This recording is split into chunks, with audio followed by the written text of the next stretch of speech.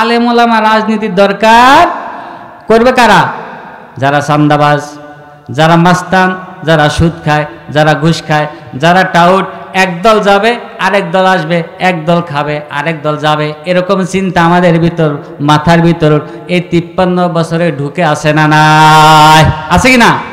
সম্মানিত মেহমানের কাছে আমার একটা প্রশ্ন, আমাদের বর্তমান সমাজ ব্যবস্থা, মসজিদে এবং মাদ্রাসা, রাজনীতির ব্যাপারে বিভিন্ন সমালোচনা আমাদের আম জনতা। সুতরাং এই প্রেক্ষাপটটা আপনি যদি একটু 1 মিনিটে আমাদেরকে জানিয়ে দিতে আমার খুশি হবে। যে এখানে বলছেন যে রাজনীতির আলোচনা করা যাবে কি না মসজিদে মাদ্রাসায়, আপনারাই উত্তর দিবেন, আমি উত্তর দিব না। আপনাদেরকে আমি সূত্র দিব, ক্লু দিব, আপনারা উত্তর দিবেন। ধর্ম আর রাজনীতি যদি একসাথে থাকে, আমি চাঁদাবাজি করতে পারবো? তাহলে সমস্যা হইলো আমার। আমি যদি ধর্ম আর রাজনীতি একসাথে করি, কোন রকমের অন্যায় করতে পারবো। কিন্তু ধর্মরে যদি বলি আলাদা, রাজনীতি আলাদা, তাহলে আমার সুবিধা বেশি। সুবিধা কি? আরেকজনের পকেট থেকে টাকা নিব, এটা রাজনীতি। কিন্তু আমার এখানে ধর্ম নাই, কারণ ধর্ম বলছে পকেট মারা যাবে, আরেকজনের পকেট মারা যাবে। তো এখন তো উনি পকেট মারতেছে কেন? কারণ ওনার ভিতর কি নাই? ধর্ম নাই, আছে কোনটা? রাজনীতি।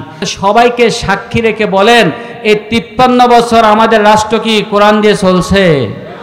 আওয়াজটা হয় নাই, আপনার আওয়াজ কিন্তু চলে যাবে, হয়েছে? এই 53 বছর কোরআন দিয়ে রাষ্ট্র চলে? যদি কোরআন দিয়ে রাষ্ট্র না চলে, নমরুদ বলছে আমার আইনে রাষ্ট্র চলে, আমি রব। ফেরাউন বলছে আমার আইনে রাষ্ট্র চলে, আমি রব। তাহলে এবার বলেন আপনি কারে এই 53 বছর রব বানাইছেন বাংলাদেশের? কবরের ভিতর কয়টা প্রশ্ন? জোর বলেন, কবরের ভিতরে কয়টা প্রশ্ন? আরো জোর বলেন, কয়টা? 3টা প্রশ্ন করা হবে। 1 নম্বর কি? 1 নম্বর কি? কবরে কিছুদিন পরেই তো যাইতে হবে, যাইতে হবে না? এখানে যতজন মানুষ আছেন, কে কোন সময় চলে যায়? অনেক জোয়ান, একেবারে যুবক মানুষ অ্যাক্সিডেন্টে মারা যায়, দেখছেন কি না? আল্লাহ আমাদের সবাইকে অ্যাক্সিডেন্ট থেকে হেফাজত করবে, আমিন। কবরের ভিতরে প্রশ্ন করবে, মার রব্বুকা, তোমার রবকে? আপনি কিভাবে বলবেন আল্লাহ? আপনি কি বলার মতো ভাষা বাংলাদেশে রেখে গেছেন? আপনি কি মন থেকে কোনোদিন চিন্তা করছেন যে এই জমিন আল্লাহর কোরআন দিয়ে চলা দরকার? এটা চিন্তা করছেন কিনা? করছেন? তো না করলে আপনি কবরে কিভাবে জবাব দিবেন? ও দুনিয়ার মুসলমানরা, ও কোম্পানি রাস্তার বাসী, আপনাদের কাছে আমি প্রশ্ন রেখে গেলাম, এই দেশের আওয়ামী লীগ যারা করে তারা কি মুসলমান কিনা? জোরে বলেন, মুসলমান কিনা? যারা বিএনপি করে তারা মুসলিম কিনা? যারা জামাত ইসলাম করে তারা মুসলিম কিনা? আওয়াজ দেন। যারা সর্বনাই করে তারা মুসলিম কিনা? আমরা সবাই মুসলিম। আমাদের রব একজন, তিনি কে? তাহলে এটা যদি সবাই বিশ্বাস করি আমাদের রব আল্লাহ, তাহলে এখন থেকে সিদ্ধান্ত নেওয়া উচিত আমাদের রাষ্ট্র চালাইবেন কার আইনে? কার আইনে? যদি আমরা এই সিদ্ধান্ত নিতে পারি, কবরে জিজ্ঞেস করবে মার রব্বুকা, আমরা বলবো রব্বি আল্লাহ। কি বলবো? রব্বি আল্লাহ। নতুবা কিভাবে জবাব দেন? যাকাত আমাল ঈমান মান রাদিয়া বিল্লাহি রাব্বাও ওয়া বিল ইসলামি দীনাও ওয়া বি মুহাম্মাদির রাসূলা। বলেন আল্লাহু আকবার। জোরে বলেন আল্লাহু আকবার। ও ঈমানদাররা, ঈমানের মজা, ঈমানের স্বাদ, ঈমানের টেস্ট ওই ব্যক্তি পেয়েছে। নবীজি বলছেন ঈমানের মজা ওই ব্যক্তি পেয়েছে যাকাত আমাল ঈমান মান রাদিয়া বিল্লাহি রাব্বা, যে আল্লাহকে রব হিসাবে পেয়ে খুশি। ঈমানের স্বাদ কে পেয়েছে? যে আল্লাহকে রব হিসাবে পেয়ে খুশি হয়েছে, সেই ব্যক্তি ঈমানের স্বাদ পেয়েছে। আমরা এবার চিৎকার দিয়ে বলি, আমরা রব হিসাবে কাকে পেয়ে খুশি? সবাই বলেন, কাকে খুশি কিনা? তাহলে আল্লাহর আইনে দেশ চলবে, এটা থেকে আমরা খুশি কিনা? অবিল ইসলামে দিনা, আর ইসলামকে দিন হিসাবে পেয়ে খুশি। কোনটা? আমরা খুশি ইসলাম পেয়ে নাকি অন্য কিছু পেয়ে? আমরা ইসলাম পেয়ে খুশি। 3 নম্বর হলো অবি মুহাম্মাদির রাসূলা সাল্লামকে আমরা রাসূল হিসাবে, নেতা হিসাবে পেয়ে খুশি। বলেন আলহামদুলিল্লাহ। খুশি কিনা? খুশি। তাহলে এই হইল আমাদের রুবুবিয়াতের প্রশ্ন। আল্লাহ তাআলার রুবুবিয়াত আমরা বিশ্বাস করি, করি কিনা? আমরা বিশ্বাস করি কি না? আজকে থেকে আমরা বলবো আল্লাহর এই রুবুবিয়াতকে বিশ্বাস করি কি করি না? করি। আরেকটা হলো আসমায়ে ওয়াস সিফাত, আল্লাহ তাআলার যত গুণ আছে এগুলো বিশ্বাস করি কি না? বলেন আমাদের রিজিক দেয় কে? আমাদেরকে জীবন দেন কে? মৃত্যু দেন কে? ছেলে মেয়ে দেন কে? কিন্তু আমরা ফিসা বুজুরের কাছে গিয়ে যদি বলি বাবা আমার সন্তান দেন, তাহলে ইমান আসেনি? ইমান নাই। এই জন্য আল্লাহর যে সকল নাম আছে এই নামগুলারে সঠিকভাবে ব্যবহার করা লাগবে, এই বিশ্বাস আমাদের আছে না নাই? 3 নাম্বার কয়টা গেছে? 2টা। একটা হলো তাওহীদে রুবুবিয়াত, যে সব কিছু পরিচালনা করেন যিনি, তিনি কে? আরেকটা হলো আসমায়ে ওয়াস সিফাত, আল্লাহ তাআলার নাম যেটা, গুণ যেটা, সেটা আল্লাহর জন্যই ব্যবহার করব, বাকি আল্লাহর সাথে কাউকে শরীক করব। 3 নাম্বারটা কি? তাওহীদুল উলুহিয়াত। 3 নাম্বার কি? তাওহীদুল উলুহিয়াত। একমাত্র ইবাদত করব কার? বলেন একমাত্র ইবাদত করব কার? এই কথা কি আপনারা রাজি আছেন? নাই। তাহলে মসজিদের ভিতরে একমাত্র আল্লাহর ইবাদত করার জন্য 5 ওয়াক্ত আমরা আসি কিনা? আসি না? অনেকে আসে, অনেকে, অথচ আমাদের ইমানের দাবি হইল একমাত্র ইবাদত করব কার? ইব্রাহিম আলাইহিস সালাম বললেন এই যে আকাশে তারকা উঠলো, এই তারকা আমার রব হতে পারে না, যেহেতু এই তারকা চলে যায়। তারকা কি দিন রাত সবসময় থাকে নাকি একবার চলে যায়? চলে যায় কি না? যেহেতু তারকা চলে যায়, অতএব তারকা আমার রব হতে পারে না। যেহেতু চাঁদ আসে, চাঁদ আবার চলে যায়, অতএব চাঁদ আমার রব হতে পারে না। যেহেতু সূর্য উঠে, সূর্য চলে যায়, সূর্য আমার রব হতে পারে না। যেহেতু দেবদেবী মূর্তি মানুষের হাত দিয়ে তৈরি, অতএব এগুলা আমার রব হতে পারে। এই কথা কার? ইব্রাহিম আলাইহিস সালামের। কার? ইব্রাহিম, আমাদের জাতির পিতা ইব্রাহিম আলাইহিস সালাম বলছেন এগুলো আমাদের রব হতে পারে না। অতএব এই যত দল মত পথ আছে, মূর্তি আছে, চন্দ্র আছে, সূর্য আছে, বিভিন্ন দল তরিকা আছে, সব কিছু থেকে আমি আমার মুখটাকে ফিরিয়ে দিলাম।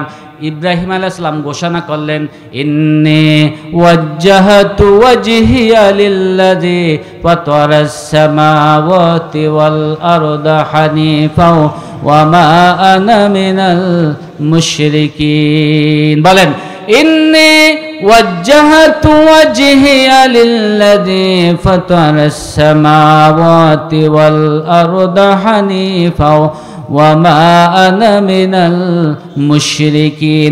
এবার সবাই বলেন এটার অর্থটা কি? এটার অর্থ হইল যত মন্ত্রতন্ত্র আছে, দেব দেবী আছে, চন্দ্র সূর্য গ্রহ নক্ষত্র যা কিছু আছে, যত দল মত আছে, সব কিছু থেকে আমি আমার এই চেহারাটাকে ফিরিয়ে একজনের দিকে দিলাম, তিনি কে? তাহলে আজকে থেকে আমাদের ইমানটা হবে এরকম যে এতদিন পর্যন্ত 53 বছর যা চিন্তা করেছি সব বাদ, এখন আমার চেহারা কার দিকে দিব? বলেন কার দিকে? কোন সময়? নামাজের সময় নাকি? না, রাজনীতির সময়, নামাজের সময়, অর্থনীতির সময়, সমাজনীতির সময়, ঘুমানোর সময়, সব সময় আমি আমার চেহারা কার জন্য দিলাম? চিৎকার দিয়ে বলেন কার জন্য? রাজি আছেন? তাহলে আমাদের ইমান এখন থেকে পরিপূর্ণ হবে আল্লাহর উপর, যে আমরা এই সব কিছু বিশ্বাস করি, করি কিনা? বলেন লা ইলাহা ইল্লাল্লাহু মুহাম্মাদুর রাসূলুল্লাহ। আল্লাহ তাআলা আমাদের সবাইকে ইমানের সাথে জিন্দেগি পরিচালনা করার তৌফিক দান করে, বলেন আমিন। আপনারা কি এখান থেকে যা কোরআনের আলোকে যা কিছু শিখলেন, এখান থেকে কি আমরা সিদ্ধান্ত নিতে পারি যে ইমান ছাড়া কবরে যাব না? রাজি আছি? ইমান ছাড়া কবরে আর আমরা কোনোদিন, এই সিদ্ধান্ত নেই, এই কোরআন নিয়ে আমরা কথা বলতেছি, কোরআন দিয়ে বলতেছি, আর আমরা কোনো জাদুতে কি, আমরা কোনো জাদুতে জাদুগ্রস্ত হব না। বিএনপির জাদুতেও না, আওয়ামী লীগের জাদুতেও না, জামাতের জাদুতেও না, সরমনের জাদুতেও না, কারো জাদুতে না, আমরা একমাত্র কোরআনের জাদুতে, কোরআন দিয়ে রাষ্ট্র চালাইব। রাজি আছি না নাই? আল্লাহ তাআলা আমাদের সবাইকে দিতে পারে আল্লাহ। সব সমস্যার সমাধান আমার নেতা, তোমার নেতা, সবার সেরা আদর্শ বিশ্ব নবীর আদর্শ। নারে তাকবীর। সম্মানিত মেহমানের কাছে আমার একটা প্রশ্ন, যে আমাদের বর্তমান সমাজ ব্যবস্থা, মসজিদে এবং মাদ্রাসা, রাজনীতি ব্যাপারে বিভিন্ন সমালোচনা আমাদের আম জনতা। সুতরাং এই প্রেক্ষাপটটা আপনি যদি একটু 1 মিনিটে আমাদেরকে জানিয়ে দিতে আমরা খুশি হব। ধন্যবাদ মাওলানা ইসমাইল হুজুরকে। আসলে এই প্রশ্নটা 1 মিনিটে উত্তর দেওয়ার মতো না, এটা বিশাল প্রশ্নের উত্তর। যেহেতু প্রশ্ন করছেন, আমি 1 মিনিটে উত্তর দেওয়া শেষ করি। আপনাদেরকে আমি কয়েকটা ডাটা দিচ্ছি। 1 নম্বর, বলেন তো আমাদের নবী কি রাজনীতি করেছেন? বলেন, করেছেন? করেছেন। কয় বছর? তিনি রাষ্ট্র চালাইছেন কয় বছর? 10 বছর। বলেন কয় বছর? জানেন কি না? আবু বকর, ওমর, ওসমান, আলী রাদিয়াল্লাহু রাষ্ট্র চালাইছেন কয় বছর? 10 বছর চালাইছেন না। আবু বকর, ওমর, ওসমান, আলী রাদিয়াল্লাহু ওনারা রাষ্ট্র চালাইছেন 30 বছর। কত বছর? 30 বছর রাষ্ট্র চালাইছেন। তো সবাই রাষ্ট্র চালাইছেন, আবু বকর, ওমর, ওসমান, আলী রাদিয়াল্লাহু, নবী চালাইছেন রাষ্ট্র। এবার বলেন তো, 1 নম্বর প্রশ্ন হলো, রাজনীতি কি মুসলমানরা করতে পারবে কি পারবে না? কারা করবে? আলেম ওলামারা করবে। এটাই হচ্ছে নিয়ম। কারা করবে? রাজনীতি করবে আলেম ওলামা। কিন্তু আমাদেরকে এমন কিছু শিখিয়ে দিছে যে আলেম ওলামা রাজনীতির দরকার করবে কারা? যারা চান্দাবাজ, যারা মাস্তান, যারা সুদ খায়, যারা ঘুষ খায়, যারা টাউট। একদল যাবে, আরেক দল আসবে, একদল খাবে, আরেক দল যাবে। এরকম চিন্তা আমাদের ভিতর, মাথার ভিতর এই 53 বছরে ঢুকে আসে না? নাই, আছে কি না? এই যে দেখেন, নবী শিক্ষা দিল কি, আমরা শিক্ষা নিলাম কি? এবার আরেকটা প্রশ্ন করি, যে এখানে বলছেন যে রাজনীতির আলোচনা করা যাবে কি না মসজিদে, মাদ্রাসায়। আপনারাই উত্তর দিবেন, আমি উত্তর দিব না। আপনাদেরকে আমি সূত্র দিব, ক্লু দিব, আপনারা উত্তর দিবেন।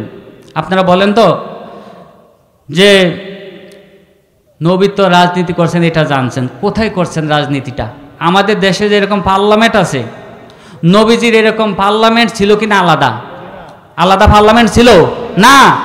তিনি যেখানে আলোচনা করতেন একসাথে 2টা করতেন, ধর্মের আলোচনা করতেন একসাথে, রাজনীতির আলোচনা করতেন। জোরে বলেন, রাজনীতির আলোচনা, ধর্মের আলোচনা নবী একসাথে করতেন না আলাদা করতেন? একসাথে করতেন। কারণ কি? একসাথে করলে সমস্যা কি আর সুবিধা কি আমি বলি আপনাদেরকে। ধরেন আমি রাজনীতি করি, এবার আমার ভিতর ধর্ম আছে। কয়টা আছে? ধর্ম আছে, রাজনীতি আছে, একসাথে একসাথে। এখন আমি চান্দাবাজি করার জন্য তোরাবগঞ্জ বাজারে গেলাম। যখন আমি বললাম আমি তো রাজনীতিবিদ, চান্দাবাজি করব, আবার আমার ভিতর আসলো যে আমি তো ধর্মবিদ, ধর্ম নিয়ে আসি, ধর্ম কি চান্দাবাজি করতে বলে কি না? তখন আমি দুটোটার একসাথে করব, ধর্ম আর চান্দাবাজি একসাথে। বলেন না, একসাথে চলে? ধর্ম আর চান্দাবাজি একসাথে। তাহলে আমি যদি ধর্ম আর রাজনীতি একসাথে করি, তাহলে আমি চান্দাবাজি করতে পারবো কি পারবো না? বলেন না, বুঝেন নাই? ধর্ম আর রাজনীতি যদি একসাথে থাকে, আমি চান্দাবাজি করতে পারবো? তাহলে সমস্যা হইলো আমার। আমি যদি ধর্ম আর রাজনীতি একসাথে করি, কোন রকমের অন্যায় করতে পারবো। কিন্তু ধর্মরে যদি বলি আলাদা, রাজনীতি আলাদা, তাহলে আমার সুবিধা বেশি। সুবিধা কি? আরেকজনের পকেট থেকে টাকা নিব, এটা রাজনীতি। কিন্তু আমার এখানে ধর্ম নাই, কারণ ধর্ম বলছে পকেট মারা যাবে, আরেকজনের পকেট মারা যাবে। তো এখন তো উনি পকেট মারতেছে কেন? কারণ ওনার ভিতর কি নাই? ধর্ম নাই, আছে কোনটা? রাজনীতি। তাহলে এবার একসাথে বলবো, নবীজি পকেট মারছেন কিনা? মারছেন কারো পকেট? কারো পকেট মারেন? তাহলে ধর্ম আর রাজনীতি একসাথে চললে দেশের মানুষের শান্তি, নাকি ধর্ম আলাদা রাজনীতি আলাদা, কোনটাতে শান্তি? একসাথে চললে শান্তি, আর আলাদা হইলে ওই আপনার পকেট শেষ, আপনার পকেট। এবার বলেন, পকেট বাঁচাইবেন নাকি পকেট শেষ করবেন? তাহলে একসাথে বলেন, ধর্ম আর রাজনীতি একসাথে চলবে কি চলবে না? কিন্তু ধর্ম আর রাজনীতি আলাদা করা এটা দুর্বিসন্ধি।